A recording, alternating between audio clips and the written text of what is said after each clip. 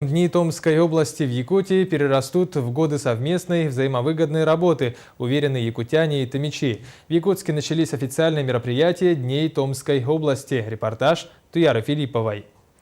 С подписания соглашения о сотрудничестве в области торгово-экономических, научных, образовательных и культурных связей между двумя регионами начались Дни Томской области в Якутии. Вернее, это не начало, а продолжение связей, крепко связанных историческим прошлым регионов, отмечают стороны. Многие ученые и государственные деятели Якутии – выпускники томских учебных заведений. А научные разработки томских ученых уже используются в промышленности, медицине и других отраслях экономики Якутии. Самые передовые технологии томских предприятий представлены на выставке, открывшейся в торговых рядах Кружала. 6 энергоэффективных домов в поселке Жатай, в планах еще 4 – плод реализации совместного с томичами проекта, единственного в своем роде в России. Но, как оказалось, после строительства и запуска умных домов нужно расширять контакты. Сотрудничество университетов, томских и Якутского университета Северо-Восточного.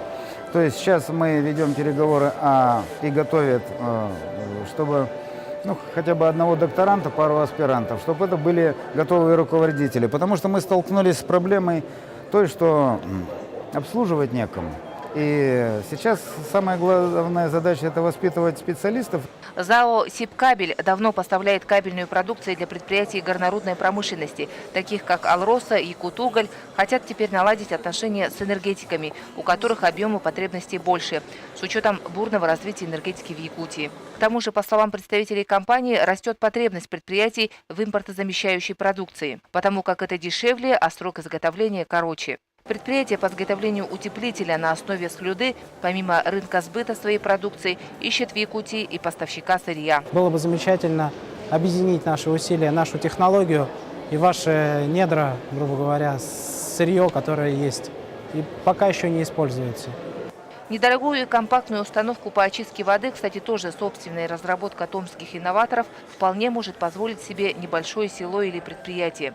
Кстати, одним из крупных клиентов компании является «Газпром». Совместные планы по энергосберегающим проектам и у Министерства ЖКХ Республики. Мы несколько проектов рассматриваем. Сейчас очень такое интересное направление – это тепловые насосы.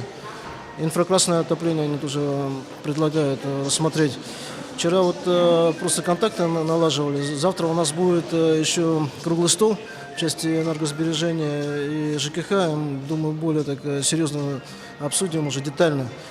Что касается научных и образовательных связей, то в этой сфере совместных планов тоже много. Между ректоратами томских и якутских вузов подписано отдельное соглашение как по дальнейшей научной работе, так и по подготовке студентов. За 3 дня представители деловых кругов бизнеса, науки, культуры и образования намерены найти точки соприкосновения по максимально большему количеству интересующих обе стороны сфер. Туяра Филиппова, Иван Семенов, НВК «Саха», Якутск.